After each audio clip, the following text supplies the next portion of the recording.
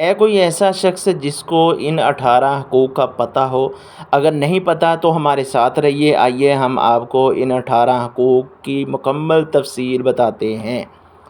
امام کو امام تسلیم کرنا پہلا حق جو ہے، جب مسجد انتظامیہ کسی شخص کو متفقہ طور پر امام مقرر کرے تو مقتدیوں پر لازم ہے کہ اسے امام مانیں، بلا وجہ مخالفت یا اعتراض نہ کریں جب تک شریعت اجازت نہ دے۔ ناظرین اکرام، یہ پہلا حق ہے۔ آئیے ہم تفصیل کی طرف چلتے ہیں۔ السلام علیکم ورحمۃ اللہ وبرکاتہ۔ نمبر 2، امام کی غیبت و چغلی سے اجتناب کریں۔ امام کی غیبت، بدگمانی، چغلی سے پرہیز کیا جائے، کیونکہ غیبت کرنا اپنے مردہ بھائی کا گوشت کھانے کے برابر ہے۔ سورۃ الحجرات کی 12 نمبر آیت ہے۔ آئیے ہم تیسرے حق کی طرف جاتے ہیں۔ امام کی عزت و احترام۔ اکیلا نماز پڑھ لینا، تہجد پڑھ لینا، روزہ رکھنا کافی نہیں ہے، یہ بھی دین کا حصہ ہے۔ امام کا ادب و احترام ضروری ہے، کیونکہ نماز جماعت کے ساتھ امام کے ذریعے ادا کی جاتی ہے۔ ادب سے جماعت کی برکت ختم ہو جاتی ہے۔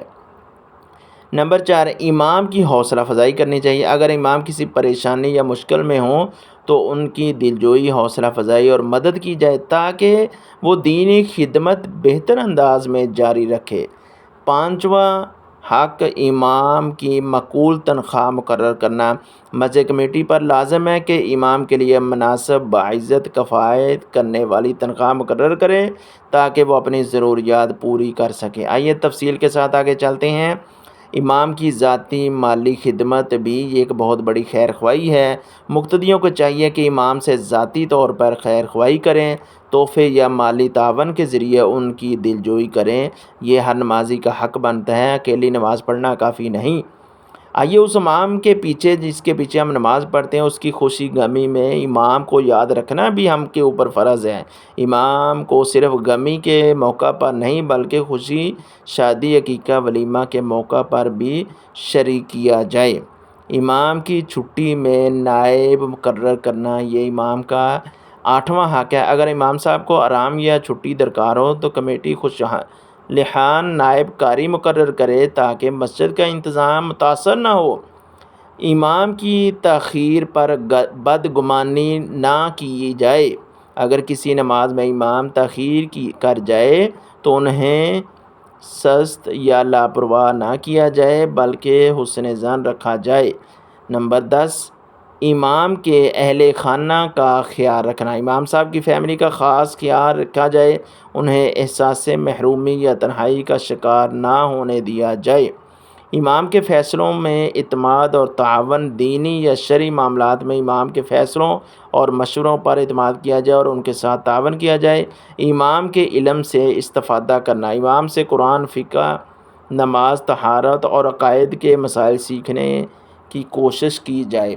فقہ کو علم کے طور پر حاصل کرنا چاہیے، بجائے اس کے کہ ہم فقہ کے اوپر عمل کرنا شروع کر دیں۔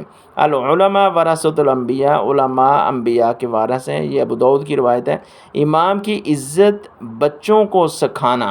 والدین اپنے بچوں کو امام کے احترام اور ان کی قدر کے عادی بنائیں تاکہ دین سے متعلق وہ مضبوط ہوں۔ ناظرین کرام، امام کی اصلاح ادب سے کرنا، یہ کوئی شخص، کوئی بھی مقتدی ایسے نہیں کرتا۔ اگر امام سے کوئی غلطی ہو جائے تو سرعام تنقید نہ کی جائے بلکہ علیحدگی میں ادب و نرمی سے نصیحت کی جائے۔ وَقُولُوا لِلنَّاسِ حُسْنًا، اس آیت کا ترجمہ پڑھ کر دیکھیں، سورۃ بقرہ کی 83 نمبر آیت ہے۔ امام کی صحت و آرام کا خیال رکھنا۔ اگر امام بیماریوں یا کمزوریاں محسوس کرے تو ان کی عیادت، دوا اور ان کا آرام کا خیال رکھا جائے، یہ دینی اخلاق کا تقاضا ہے۔ مسجد و محلے کے مشوروں میں امام کو شامل کرنا بھی بہت ضروری ہے۔ جب بھی مسجد یا دینی کاموں کے فیصلے ہوں تو امام کو ضرور مشورے میں شامل کیا جائے، کیونکہ وہ شرعی رہنمائی کے اہل ہیں۔ اس لیے 2 حقوق آخری جو رہ گئے ہیں، امام کے لیے دعا کرنا۔ امام کے لیے دل سے دعا کرتے رہیں کہ اللہ تعالیٰ انہیں اخلاص، استقامت، عزت اور علم میں برکت عطا فرمائے۔ یہ ہم امام سے دعائیں کرواتے ہیں لیکن امام کے لیے کوئی دعا نہیں کرتا۔ آخری حق جو ہے بہت ہی اہم ہے، امام کے لیے عزت وقار کا ماحول قائم رکھنا۔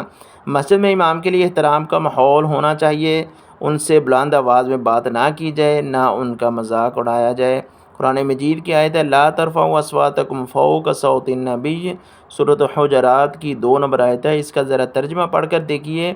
آخری کلمات، امام مسجد دین کا نمائندہ، امت کا معلم اور اللہ کے گھر کا محافظ ہوتا ہے۔ جو امام کا احترام کرتا ہے وہ دراصل دین اسلام کا احترام کرتا ہے۔ اللہ تعالی ہمیں اپنے ائمہ کرام کے تمام حقوق پہچاننے اور انہیں ادا کرنے کی توفیق عطا فرمائے۔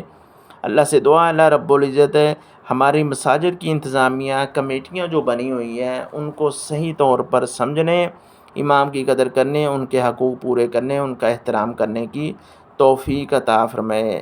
ہمیں نمازیں بھی پڑھنی چاہیے، تہجد بھی پڑھنی چاہیے، روزے بھی رکھنے چاہیے، اس کے ساتھ ساتھ یہ ہمارے اوپر فرض ہے جو میں نے آپ کو 18 حقوق بتائے ہیں۔